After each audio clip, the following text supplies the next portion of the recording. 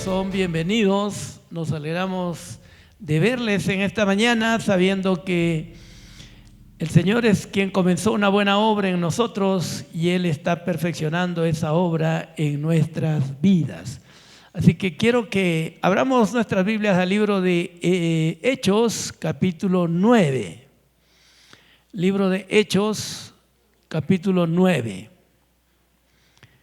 Y vamos a leer desde el versículo 3 en adelante. No, desde el versículo 3. Hechos 9:3. ¿Qué dice aquí? Mas yendo por el camino, aconteció que al llegar cerca de Damasco, repentinamente le rodeó un resplandor de luz del cielo. Quiero que vean ustedes el versículo 4.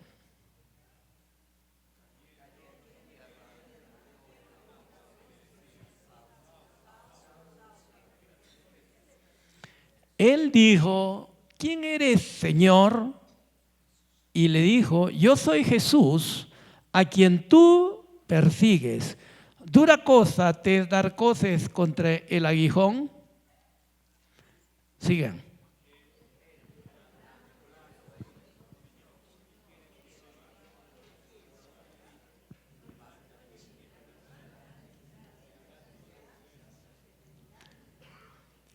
Muy bien. Vamos a orar en esta mañana, que Él nos guíe y nos dirija a cada uno de nosotros. Padre, te agradecemos por abrir tu palabra, te agradecemos porque estás aquí con nosotros y te agradecemos porque tú eres, Señor, el mismo ayer, hoy y por los siglos de los siglos.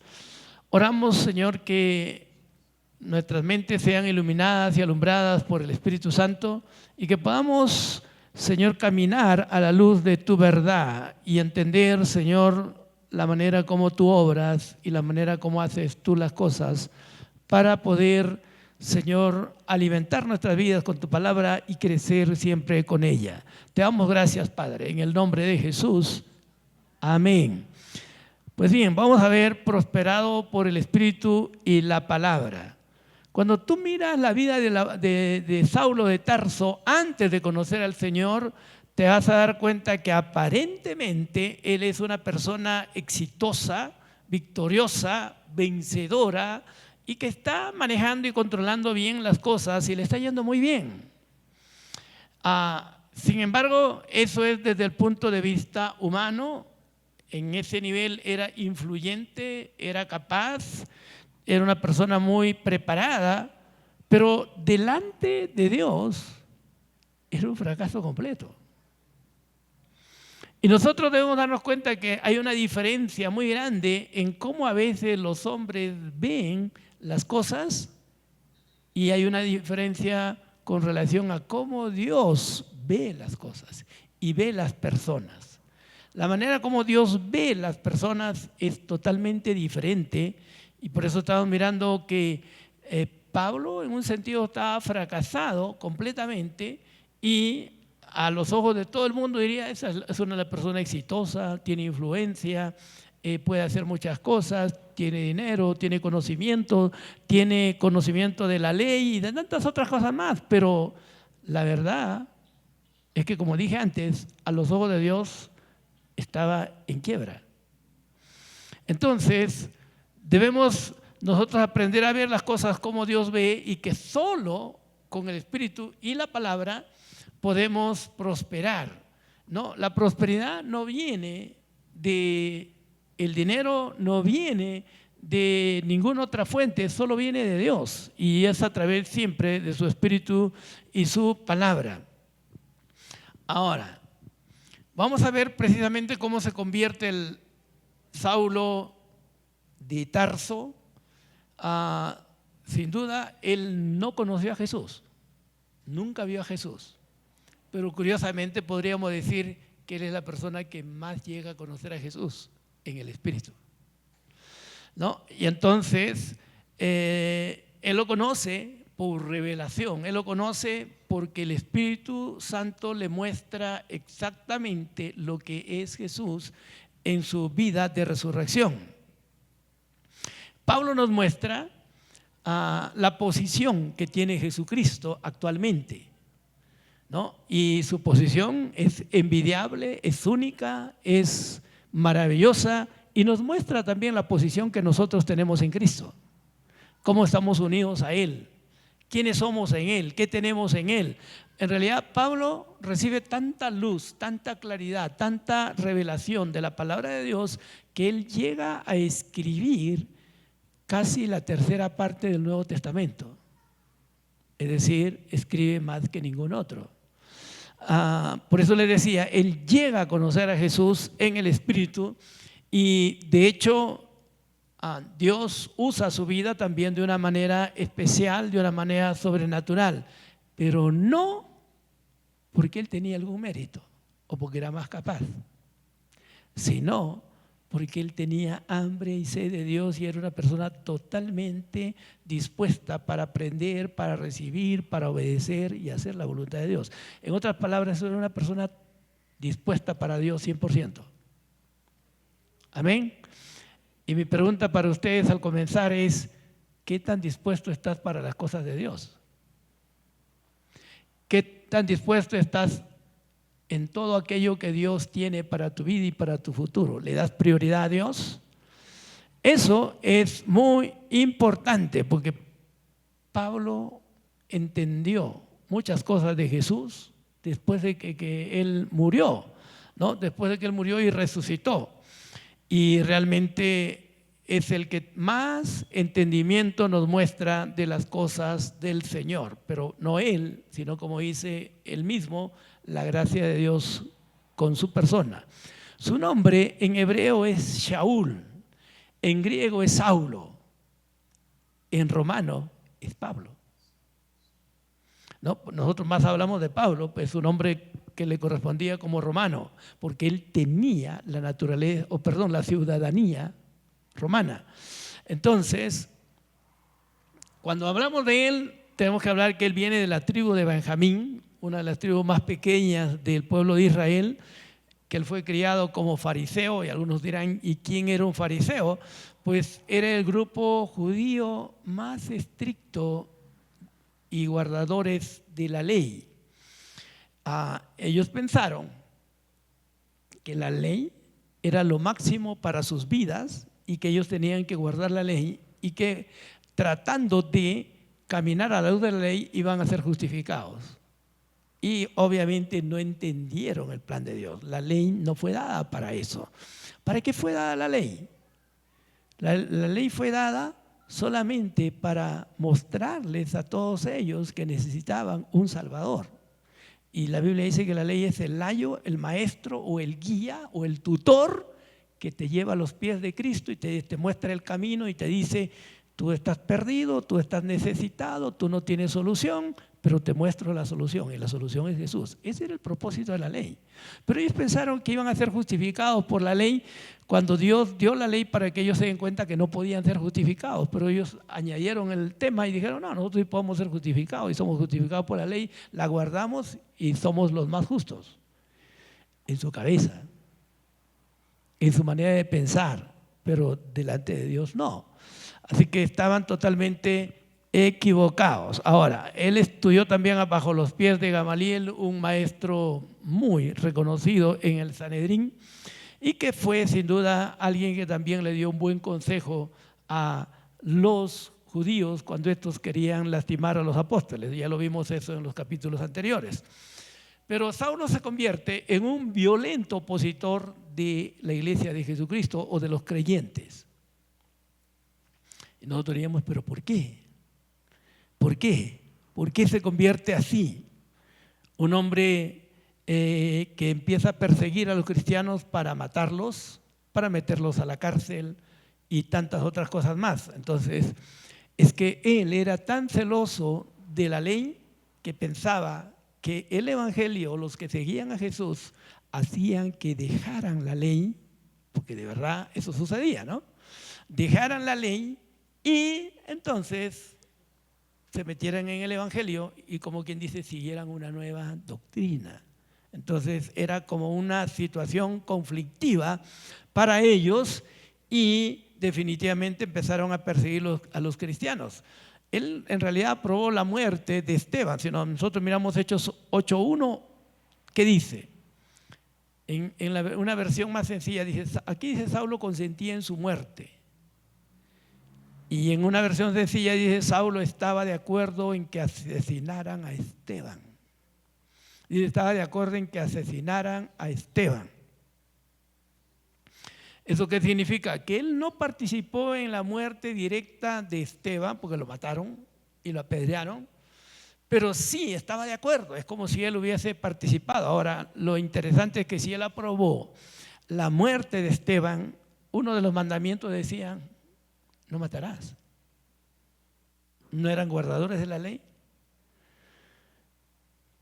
¿Qué era lo que estaba pasando con esta gente?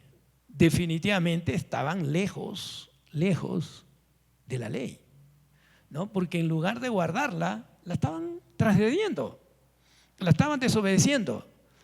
Y sin embargo, están exigiendo que otros guarden la ley. Entonces, el hombre por naturaleza es así.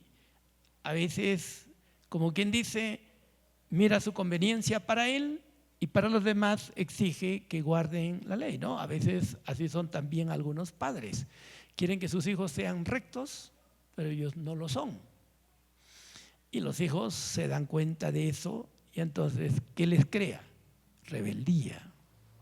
Porque dicen, no, mi papá, mi mamá me piden que yo haga algo, pero ellos no lo cumplen. Entonces, eso no es bueno, ¿no es cierto? Nosotros debemos entender que Jesús, cuando vino, Él pidió algo a la gente, pero Él lo hacía primero. Y eso es lo que debemos, o esa es la manera en que debemos vivir nosotros. Debemos vivir el Evangelio y debemos pedir que nuestros hijos también vivan el Evangelio. Debemos obedecer a Dios y debemos pedir que también ellos obedezcan a Dios. ¿Cuánto dicen amén? Si no, es una incongruencia. Si no, no estamos siguiendo a Jesús, porque Jesús sí hacía eso. Ahora, es normal, sí les digo, que en nuestro proceso de crecimiento, al inicio nosotros no obedecemos a Dios, porque somos bebés. Pero conforme avanzamos y crecemos, sí, tiene que corregirse eso. No podemos quedarnos así toda la vida. Y de hecho, en esta etapa a veces podemos dar mal testimonio, hacer algunas cosas que son equivocadas, pero debemos darnos cuenta que eso es temporal. ¿Amén? ¿Están aquí? Bueno, volvamos a Saulo. Estamos diciendo que él fue un violento opositor de la iglesia. Estuvo de acuerdo en que mataran ¿a quién? A Esteban. Ahora, él participó desde el inicio en la oposición a los creyentes, bajo un celo religioso, un celo motivado por el orgullo y también diríamos motivado por la ignorancia de la verdad. ¿No? La falta de la verdad siempre nos va a llevar a errores. Recordemos aquí que la ley vino por medio de ¿quién? A ver, no me digan que se han olvidado, una cosa tan sencilla. La ley vino por medio de ¿quién? Por medio de Moisés. Pero la gracia y la verdad vinieron por medio de ¿quién? Ahora, eso es importante que nos demos cuenta. La gracia y la verdad vinieron por medio de Jesucristo. Es decir, la ley, que es incompleta y es temporal, vino por medio de Moisés. La gracia y la verdad, que es completa y tiene toda la verdad, vinieron por medio de Jesucristo. Entonces, por eso ya estaba escrito, y el mismo Moisés lo dijo: profeta de en medio de vosotros levantará el Señor, a él van a oír. ¿Por qué van a oírlo a él? Porque él va a traer toda la gracia y toda la verdad.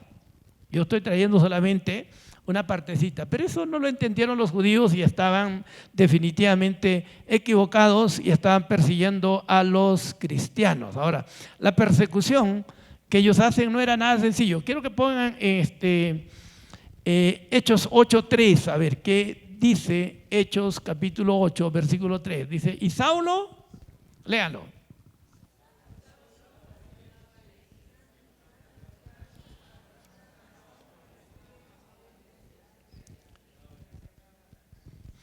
Cuando nosotros miramos de la oposición, de la persecución, pensamos que de repente era una cosa sencilla. Pero no, era bastante complicado lo que estamos mirando aquí. Dice, Saulo asolaba la iglesia. Es decir, él era alguien que estaba completamente en contra de la iglesia y miren lo que hacía. ¿Cómo sabía dónde vivían los creyentes? Estaba buscando sus nombres, sus direcciones y iba casa por casa y no los trataba, bueno, con amabilidad, no los trataba con respeto. No, era prepotente completamente y se arrastraba a los hombres y a las mujeres y los entregaba a la gente en la cárcel o a las autoridades en la cárcel. ¿Bajo qué cargo? Yo no lo sé, pero ahí había una confabulación con los religiosos, ¿no es cierto? Porque ¿qué cargo tenía contra ellos? Por las mentiras. Pero lo estaba haciendo. Por eso le decía, esta situación es bastante complicada para los creyentes de la primera iglesia. Pero nosotros debemos darnos cuenta que persecución siempre va a haber. ¿Y cuántos creen que hay lugares ahora, en este momento, en el mundo, en que hay mucha persecución, donde los creyentes tienen que reunirse a escondidas? Y hay lugares donde los matan por ser creyentes. Bueno, nosotros vivimos en un país libre, pero la persecución puede haber en cualquier lugar y se puede levantar por cualquier razón. Pero debemos darnos cuenta que nuestra confianza siempre está en Dios y nosotros nunca vamos a tener temor de la persecución, nunca vamos a tener temor de estas cosas. ¿Cuántos dicen amén? Ahora, este Saulo, dice, tenía cartas del sumo sacerdote para ir y hacer todo esto. Es decir, él estaba respaldado legalmente para hacer estas cosas equivocadas. Vamos a mirar Hechos 9, del 1 al 2. Miren, aquí nos dice claramente que respirando aún amenazas y muerte contra los discípulos del Señor, pues vino al sumo sacerdote, ¿qué dice el 2? Y le pidió cartas para la sinagoga de Damasco, a fin de que, si hallase algunos hombres o mujeres de este camino, los trajese presos a Jerusalén. Ahora, aquí está pidiendo cartas, ya no solamente, ya tenía cartas para obrar en la nación de Israel, ahora está pidiendo cartas para ir a Siria o a otras naciones. Entonces, él está pendiente de todo lo que está sucediendo con el cristianismo y está listo para ir a otros lugares. Es decir, es un opositor completo. ¿Y cuántos dirían que este hombre que se está oponiendo y está yendo a perseguir a los cristianos a diferentes lugares, al cual me imagino los creyentes le tenían temor, pues apenas lo veían, decían, oye, ten cuidado, ahí está el, qué sé yo, qué nombre le pondrían, pero de hecho todos le tenían miedo. Si le tuvieron miedo ya de creyente, imagínense cómo le tenían miedo cuando no era creyente. Entonces, nosotros diríamos que él es exitoso, ¿no es cierto? Persiguiendo a los cristianos con la autoridad y la venia del sumo sacerdote y de los religiosos, diríamos, ese hombre tiene influencia, ese hombre está haciendo bien. Y ese hombre está haciendo cosas que aparentemente son buenas para él o para su religión. Pero ¿cuántos saben? Yo les dije eso. ¿Cuántos saben que él era un fracasado? Y la pregunta es, ¿contra quién estaba luchando? ¿Contra quién se estaba enfrentando? Porque esto es lo que debemos tener claro. Cualquiera que viene y afecta tu vida, no afecta solamente tu vida, está yendo en contra de Dios. Y dice aquí, entonces, en este versículo 2, que él estaba, ¿qué cosa?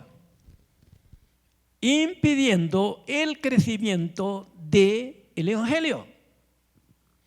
Entonces, quiero que se den cuenta, ¿contra quién estaba yendo? Estaba yendo contra Dios. Dile que está a tu lado, está yendo contra Dios. Porque el plan de Dios era la expansión del evangelio. El plan de Saulo era oponerse a la expansión del evangelio y apresar a los creyentes y retener todo su avance. Entonces, ahí encontramos un conflicto entre un hombre y Dios. Y ya saben, ¿quién va a ganar? ¿Quién va a ganar? ¿Un hombre puede ganarle a Dios? Algunos dicen en este tiempo, no, es que a ver, pues que me aparezca tu Dios y que haga esto, que haga lo otro. Y no entienden lo que en verdad dicen. Pero el objetivo de los religiosos era detener el crecimiento del evangelio y consideraban que era una herejía que ellos se opongan al judaísmo. Miren, ¿qué nos muestra eso? Yo le dije que él estaba fracasado, pero también no solamente estaba fracasado, estaba ciego. Estaba ciego. Hay mucha gente ciega en este mundo que no conoce la verdad. El Dios de este mundo les ha cegado su entendimiento y viven en una ceguera espiritual. Y nosotros debemos entender que de ese mundo de ceguera espiritual es de donde hemos salido, y nosotros deberíamos darnos cuenta ahora que estamos para llenarnos más de la luz y de la verdad, y mientras más conozcamos la palabra, más libres somos. Y te diré también, mientras menos conozcas la palabra, menos libre eres. Pero Jesús vino y dijo, conoceréis la verdad y la verdad les dará libres. La verdad les dará libres. Entonces nosotros hemos nacido de nuevo para ser libres. Libres. Pero te diré, eres libre en tu espíritu, eres libre del pecado, has nacido de nuevo, pero necesitamos conocer la verdad día tras día para caminar sin ninguna mentira, sin ninguna motivación equivocada, sin ninguna cosa carnal en nuestras vidas. Así que necesitamos la verdad. ¿Cuánto dicen amén? Ahora, miren. Jesús había dicho en Juan capítulo 16, versículo 2, y quiero que veamos ese pasaje: os expulsarán de las sinagogas, y aún viene la hora cuando cualquiera que os mate pensará que rinde servicio a Dios. Eso es lo que estaba pensando Saulo. Estoy sirviendo a Dios. Jesús lo había anticipado. Se los dijo todavía a ellos antes de ir a la cruz e irse de este mundo, ¿no? Le dijo, cualquiera que os mate pensará que rinde servicio a Dios, y eso era una mentira. Así que ellos no estaban sirviendo a Dios, ellos estaban desobedeciendo a Dios. Pero vamos a mirar la conversión de Saulo, porque nosotros diríamos, ¿quién en su sano juicio habría pensado que Saulo se podía convertir y podía ser un instrumento en las manos de Dios? A nadie se le ocurrió. Pero ¿cuántos saben que a Dios sí? Dios sabe cambiar las cosas, Dios sabe arreglar las cosas, y Dios sabe enderezar personas. Amén. Si no piensa en ti mismo. ¿Cambió Dios tu vida? Pues Dios puede cambiar todo tipo de vidas. Para Él no hay nada difícil. Entonces vamos a ir a Hechos capítulo 9 y vamos a ver cómo Saulo, pasa de ser un perseguidor a ser un perseguido, de ser un opositor a que haya gente que se oponga, y de que él quería matar a gente que lo quiera matar ahora a él. Todo se invierte.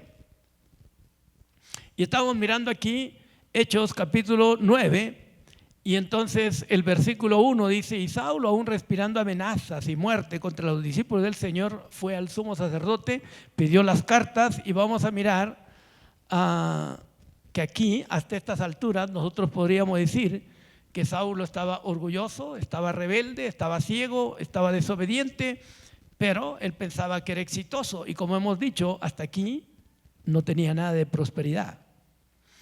Es que la prosperidad Dios la ve diferente a como nosotros la vemos. El éxito Dios lo ve diferente a como nosotros lo vemos. Y la gente de este mundo, por ejemplo, está distraída pensando que si tiene un buen trabajo o que les va bien y que tienen éxito aquí o allá, entonces son personas bendecidas, son personas exitosas, son personas triunfantes. Y la pregunta es, ¿lo son o no lo son? No, no lo son. Porque tenemos que darnos cuenta que la vida no consiste en poseer bienes. La vida no consiste en tener posesiones. La vida no consiste solamente en vivir en este mundo teniendo una buena vida, una buena salud y teniendo, vamos a decir, qué sé yo, lo mejor que puedas disfrutar de este mundo. No, eso no consiste en la vida. La vida es tener comunión con Dios y vivir con Dios. Porque si no estás en este nivel, estás separado de Él y todo lo que hagas será un fracaso. Todo lo que hagas nunca te dará satisfacción, gozo y alegría. Se dice que Aristóteles Onassis era un multimillonario que tenía de todo. Miren, tenía su propio avión, su propio barco, tenía, qué sé yo, miles de casas, tenía todo lo que una persona puede desear y anhelar en este mundo. Pero ¿saben qué dijo él antes de morir? Él dijo, si existe la felicidad, yo no la he conocido. Disfrutó de todos los placeres, de todas las cosas de este mundo. Pero si existe la felicidad, yo no la he conocido. ¿Qué es la felicidad? No conocí a Dios. La felicidad está en Dios. ¿Está claro? Dile que está a tu lado, la felicidad está en Dios. Por eso es que cuando tú y yo apenas nacemos de nuevo, la Biblia dice, el reino de Dios no es comida, no es bebida, no es nada material. ¿Qué dice? Es justicia, es paz y es gozo, y eso es felicidad. Amén. ¿Y quién nos da eso? Jesús. Naces de nuevo, ya tienes justicia, paz y gozo. Ya te sientes bien con Dios, ya estás en paz con Dios. Empezó, obviamente, tu vida cristiana o tu vida abundante. Ahora, volvamos a Saulo y veamos el versículo 3. Miren, ese fue el pasaje que leímos, si no me equivoco, ¿no es cierto? ¿Y qué dice Hechos? Capítulo 9, versículo 3. Yendo por el camino, aconteció que al llegar cerca a Damasco, ¿a dónde estaba yendo? A Damasco. ¿Para qué? Para perseguir a los cristianos, ¿no es cierto? Era orgulloso, prepotente, rebelde, desobediente. Y miren qué pasa con un simple encuentro con Dios. Dice, repentinamente le rodeó un resplandor de luz del cielo. ¿De qué luz está hablando?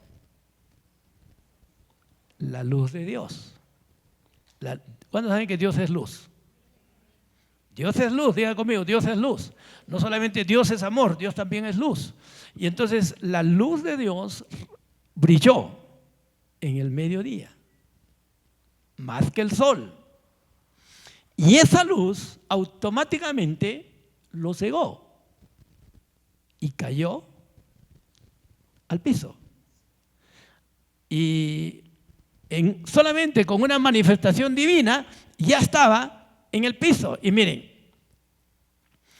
¿qué dice aquí? Cayendo en tierra, cayendo en tierra, cayendo en tierra. Digan conmigo, ya estaba en la tierra. Estaba ahora en la posición que le corresponde, de ser humilde, de portarse bien delante de Dios. Toda su pretensión, todo su orgullo, toda su prepotencia, solo con una manifestación se acabó. Y entonces oyó una voz que le decía, Saulo, Saulo, ¿por qué me persigues? Miren, una voz que me imagino, en principio lo conocía a él. Diga conmigo, lo conocía a él. Pero Saulo no conocía nada de esa voz. Ahí ya notas la diferencia. Lo conocía y le dice, ¿por qué me persigues? Entonces, lo que yo quiero que veas aquí es que algo está haciendo mal Saulo, porque él definitivamente está persiguiendo y ahora hay una manifestación, él cae al piso y encima ya está ciego. Estaba ciego desde antes espiritualmente, pero ahora está ciego físicamente. Quedó ciego así en un instante y está en el piso, ¿no es cierto? ¿Cuántos saben que todos los que se acercan a Dios tienen que ser humildes? Porque Dios no tolera a los orgullosos. Y entonces, en esta posición, él escucha esto: Saulo, Saulo, ¿por qué me persigues? Y él está totalmente desconcertado. Él no sabe qué decir. ¿Qué ha pasado?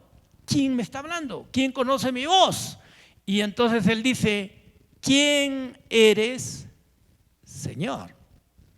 ¿Quién eres, Señor? Sabe que esta es una manifestación divina. Y dice: ¿quién eres, Señor? No dice: ¿quién eres tú? No dice: ¿quién me está hablando? No trata como una persona. De frente él sabe que esta es una manifestación de Dios. Y por eso tenemos que entender aquí que los judíos solamente a Dios le decían Señor. No le decían Señor a cualquiera. Entonces él sabe que un personaje mayor que él, que conoce su nombre, que lo ha derribado, lo ha puesto en tierra, en un instante se está manifestando a su vida y le dice: ¿quién eres, Señor? ¿Y qué es lo que dice luego? ¿Qué dice? Y le dijo: yo soy Jesús a quien tú persigues. ¿Qué es lo que viene a nuestra mente cuando decimos yo soy Jesús a quien tú persigues? Está vivo. No estaba muerto. Todos los judíos dijeron que Jesús estaba muerto, ¿no es cierto? Y ahora Jesús le está hablando, está vivo. Eso significa resucitó. Es verdad lo que ha proclamado sus discípulos: él no está muerto, está vivo. Y él que está vivo me está hablando, me dice: yo soy Jesús. Creo que Pablo está totalmente desconcertado aquí. Saulo está totalmente desconcertado y entonces encima la voz le dice: yo soy Jesús a quien tú persigues. Y me imagino a Saulo pensando en el piso: ¿yo persigo a Jesús? Y está pensando: ¿cómo? Si él ya murió, si él ya resucitó, si él no está aquí, ¿cómo estoy persiguiendo a Jesús? Y ustedes saben que uno de los que nos habla de nuestra unión con Cristo es Saulo. Y creo que ya a estas alturas él se dio cuenta: Jesús y sus discípulos son uno, porque yo no estoy persiguiendo a Jesús, estoy persiguiendo a sus discípulos, pero son uno. Son uno, están unidos, es un solo cuerpo. Y entonces él empieza a entender cosas desde el inicio por la gracia de Dios. Y sin duda va a tener mucha revelación, pero definitivamente él se da cuenta que está persiguiendo a los discípulos, y perseguir a sus discípulos era también perseguir al Señor. Y le dice: dura cosa te dar coces contra el aguijón. Ahora, repitan eso: dura cosa te dar coces contra el aguijón. ¿Qué le está diciendo Jesús? Saulo, ¿contra quién estás yendo? ¿A quién estás lastimando? ¿A quién estás haciendo daño? ¿Me estarás haciendo daño a mí? No, te estás haciendo daño a ti. Es como cuando, ustedes saben qué es el aguijón, ¿no es cierto? El aguijón es un palo con un clavo grande en la punta, que cuando los toros están arando y no quieren caminar, le hincan con ese aguijón al toro. ¿Y el toro qué hace?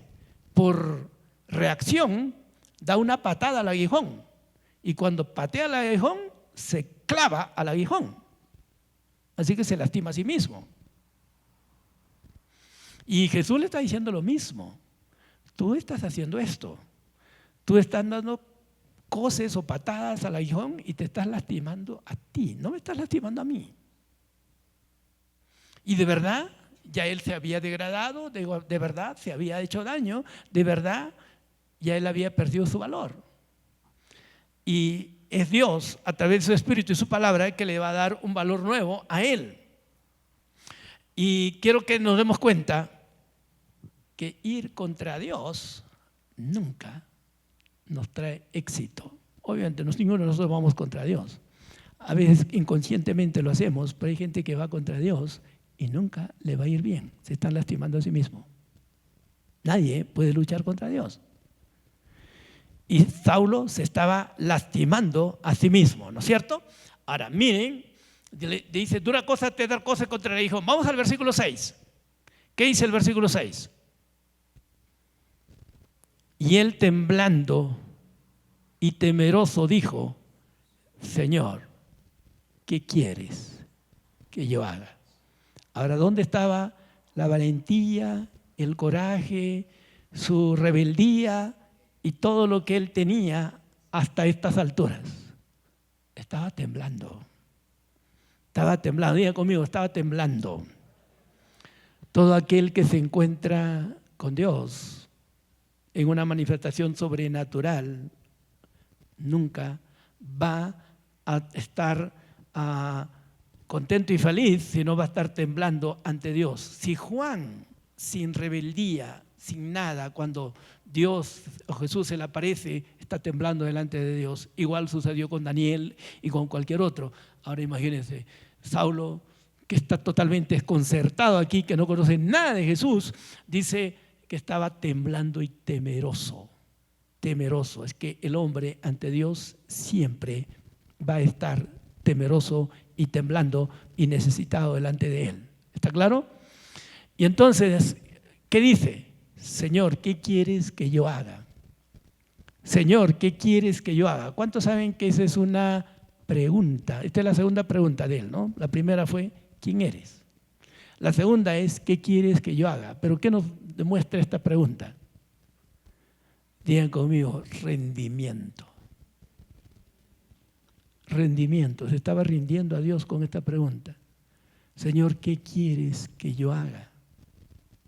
Se está sometiendo a la voluntad de Dios.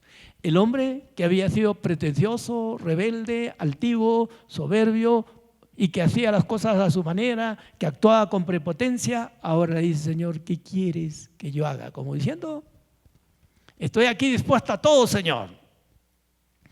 Es decir, hasta aquí Saulo había dirigido su vida y hecho las cosas a su manera, pero ahora va a empezar a partir de este día a ser guiado, a dirigido y controlado por el Señor, porque Dios sabía lo mejor para él.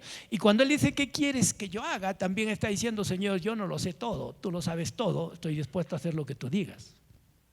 ¿Cuántos de ustedes han dicho, Señor, ¿qué quieres que yo haga? Y te has rendido al Señor y te has sometido a Él. Y le has dicho, Señor, yo no lo sé todo, no lo conozco todo, pero te necesito a ti. Quiero que tú me muestres el camino, quiero que tú me guíes, quiero que tú me dirijas. Señor, ¿qué quieres que yo haga en mi vida? ¿Le han dicho esa pregunta al Señor? Sin duda deberíamos decirle, porque todos tenemos que rendirnos al Señor. Todos tenemos que someternos a Él. Todos tenemos que saber que nosotros sin Dios estamos incompletos. ¿Cuántos saben que Saulo dice después, cuando es ya el apóstol Pablo, él dice, en Cristo estamos completos? Así que quiero que pienses por eso por ti. Tú sin Cristo estás incompleto. Pero con Cristo y su verdad estás completo. Amén. Muy bien, y entonces el Señor le dice y le da, como quien dice, la primera orden. ¿No es cierto? Porque estamos mirando que hay un cambio en la vida de Saulo. Y el Señor le dice, levántate y entra en la ciudad, es decir, en Damasco, y se te dirá lo que debes hacer.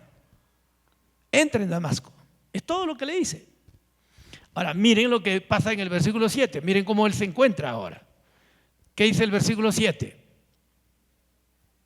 Y los hombres que iban con Saulo se pararon atónitos, oyendo a la verdad la voz mas sin ver a nadie. Todos, el grupo que estaba yendo con Saulo, porque no estaba solo, él iba con gente para poder apresar a los cristianos, dice, estaban atónitos todos habían escuchado la voz, pero no vieron a nadie. Saulo tampoco no vio a nadie, pero la diferencia de los demás es que ellos no vieron la luz y no estaban ciegos. Saulo sí estaba ciego, ¿no? Porque miren el versículo 8, ¿qué dice? Entonces Saulo se levantó de tierra y ¿qué dice? ¿Qué más? Y abriendo los ojos no veía a nadie. No veía a nadie. Así que llevándole por la mano, lo metieron en Damasco. ¿De acuerdo a la orden de quién? De Dios. ¿Quién está guiando su vida ahora? Jesús. La pregunta para nosotros es, ¿está Jesús guiando tu vida o tú estás guiando tu vida? Tú debes permitir que Él guíe tu vida todos los días de tu vida, porque Él sabe más que tú y yo. Y Él sabe lo mejor para nosotros. Dile que está a tu lado, Él sabe lo mejor para nosotros. ¿Y cuántos saben que Él sabía lo mejor para Saulo? ¿Se dan cuenta? Ahora piensen en lo que les voy a decir. ¿Se dan cuenta el premio que va a recibir Saulo con Dios por la eternidad? Obviamente, ¿quién eligió ese camino para él? Dios. ¿Quién eligió nuestro camino para nosotros? Dios. Él está guiando nuestras vidas. Es mejor que nos rindamos plenamente y le obedezcamos a Él y caminemos con Él que caminar fuera de su voluntad. Nos conviene a nosotros. Así que hagámoslo. Ahora, veamos el versículo 9. ¿Qué dice? Ahora piensen en eso. Donde estuvo 3 días sin ver y no comió ni bebió. ¿Quién le pidió eso? A él. Nadie, eso fue voluntario. Es decir, él entró en un tiempo de oración y ayuno. 3 días. ¿Por qué? Porque estaba desconcertado. Los judíos, como Saulo, sabían lo que era la oración, sabían lo que era tener comunión con Dios, sabían que era importante acercarse a Dios y que Dios tenía respuestas para él. Y él dijo, no, yo no quiero aquí nada, solamente quiero meditar, pensar, ordenar las cosas. Me imagino pensando una y otra vez las voces que él escuchó, una y otra vez recordando lo que Dios le había dicho y todas estas cosas. Por 3 días, orando en oración constante delante del Señor y entendiendo muchas cosas que en verdad hasta aquí no había entendido. ¿No? Ya hablamos lo que era la ley y ahora él está bajo una nueva etapa en su vida, está entrando en el tiempo de la gracia con el Señor. Y lo cierto es que Saulo está en este tiempo de intimidad con Dios, reconociendo un montón de errores en su vida, reconociendo que su vida ha sido un fracaso, reconociendo que su vida no ha tenido el éxito.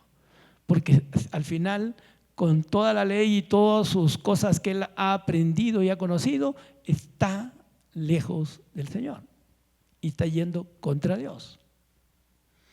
Así que su situación no es nada agradable, pero por lo menos él es sincero. Y la Biblia habla que él era todavía un joven. Cuando miramos a Hechos 8:2 dice que él era un joven, era un mancebo. Entonces era una persona moldeable que podía cambiar su destino y corregir las cosas. Así que, ¿qué habrías hecho tú en lugar de Saulo durante 3 días? Si fueras tú la persona que en verdad hubiese tenido ese encuentro con Dios, ¿qué habrías hecho tú? Tenías 1000 preguntas, ¿no es cierto? Estoy ciego. Una voz, una luz se ha aparecido y me ha dejado ciego. Una voz me ha hablado y me ha dicho que es Jesús y que lo estoy persiguiendo y que me estoy lastimando a mí mismo, que me estoy dañando a mí mismo. Y me dice que es Jesús. Señor, tú debes tener un plan, tú debes querer algo con mi vida. Y entonces estuve en esta condición por 3 días y mientras estaba orando y estaba clamando y buscando a Dios, el Señor le mostró una visión y que venía alguien llamado Ananías que oraba por él y que le ponía las manos, que era lleno del Espíritu Santo y también que recobraba la vista. Él tuvo esa visión. ¿Cuántos saben que Dios es un Dios de respuestas? Porque me imagino diciendo, Señor, sácame de esta condición, no quiero quedarme ciego toda la vida, no quiero quedarme así. Entonces, Dios ya le mostró una visión. Y luego nosotros miramos en el versículo 10 cómo Dios empieza a hablar a Ananías, ¿no es cierto? ¿Y quién era Ananías? Nadie escuchó de Ananías antes de esto. Ananías era un desconocido. ¿Por qué Dios no le habló a Pedro, a Juan y a los demás y buscó a Ananías, a un simple discípulo? ¿Por qué? Porque Dios es así. Dios usa a todos. Digan conmigo, Dios usa a todos.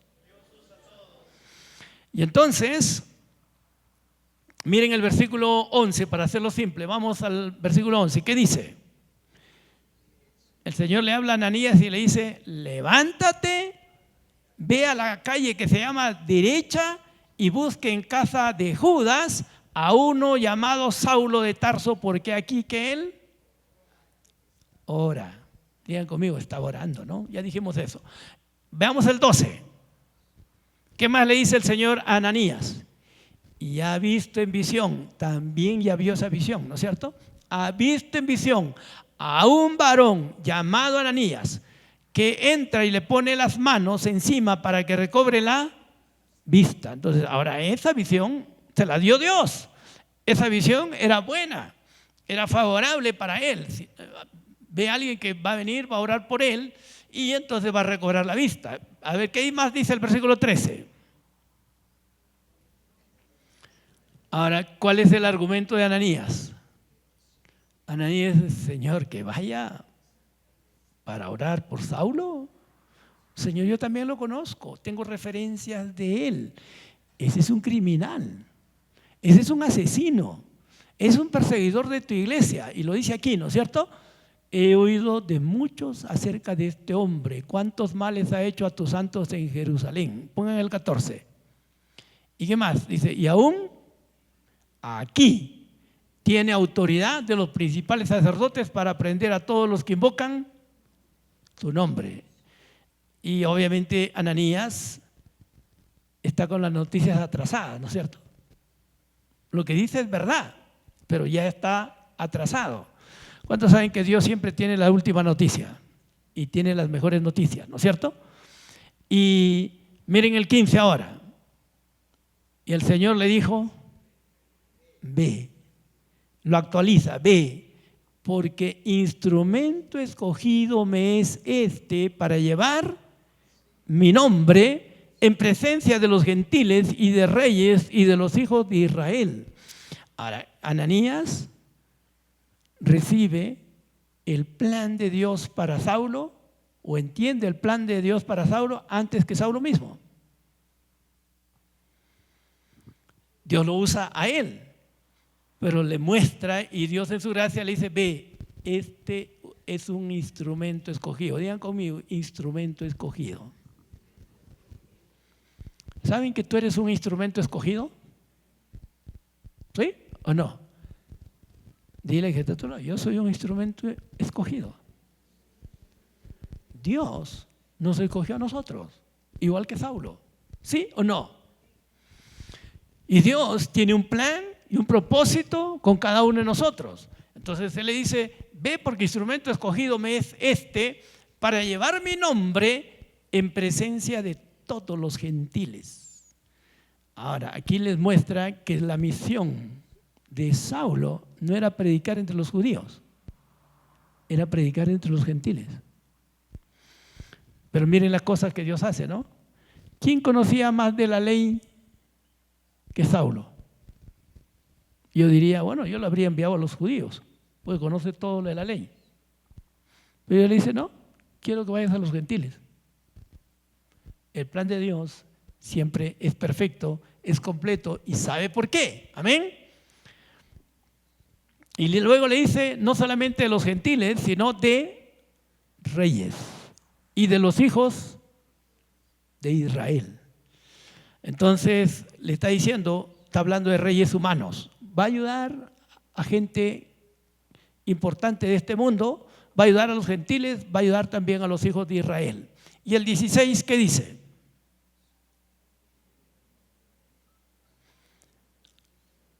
Ahora dice, porque yo le mostraré cuánto le es necesario padecer por mi nombre. Ahora, ¿creen que esas palabras eran suficientes como para convencerlo a Ananías? ¿Sí o no? Dios es un Dios que actúa de acuerdo a nuestras inquietudes. Ananías tiene una inquietud natural. Señor, ¿de verdad quieres que vaya con él?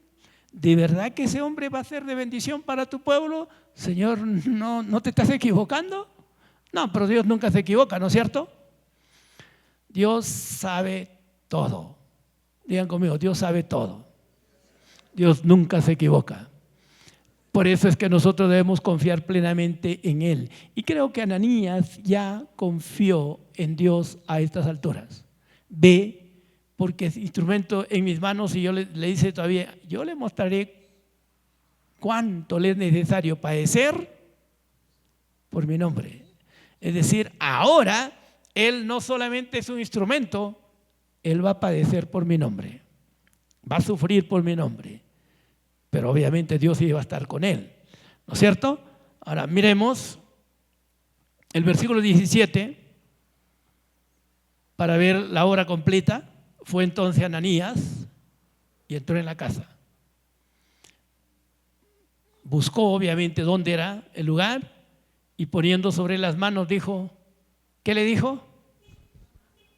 Hermano Saulo. Antes dijo ese hombre, ahora dice hermano Saulo. ¿Quién lo convenció de que Saulo era su hermano? El testimonio de Jesús directamente. ¿Está claro? Jesús directamente le dijo quién era y ahora lo llama hermano Saulo. Y así sin ninguna reserva y con toda la fe del mundo le dice hermano Saulo, el Señor Jesús que se te apareció en el camino por donde venías me ha enviado para que recibas la vista y seas lleno del Espíritu Santo. Dos cosas pasó con él. Vas a recibir la vista física, vas a recibir tu vista espiritual, pero también vas a ser lleno del Espíritu Santo. Eso involucra que eres salvo y eres lleno del Espíritu Santo al mismo tiempo. Todo eso lo recibió Saulo en una sola oportunidad. Fue salvo, recibió su milagro. ¿Y cuántos saben que eso era más que suficiente para que él esté 100% convencido de quién se le había aparecido, quién se le había revelado y quién se le había manifestado? Suficiente, él quedó totalmente comprometido con Jesús para toda su existencia.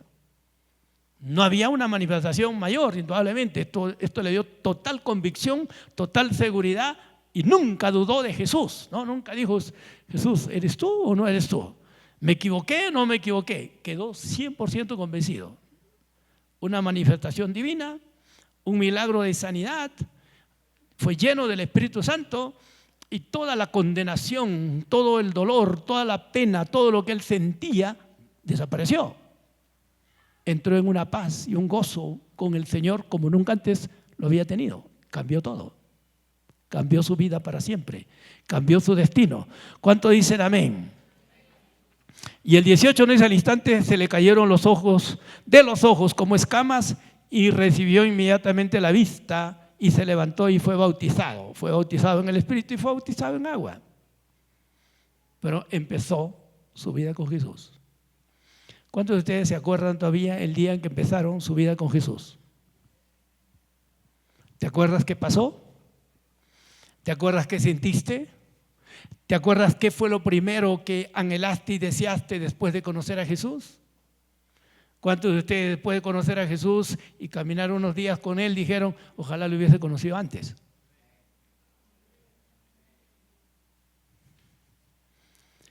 Pero la pregunta ahora es, ¿tienes el mismo entusiasmo y la misma disposición que tuvo Saulo toda su existencia?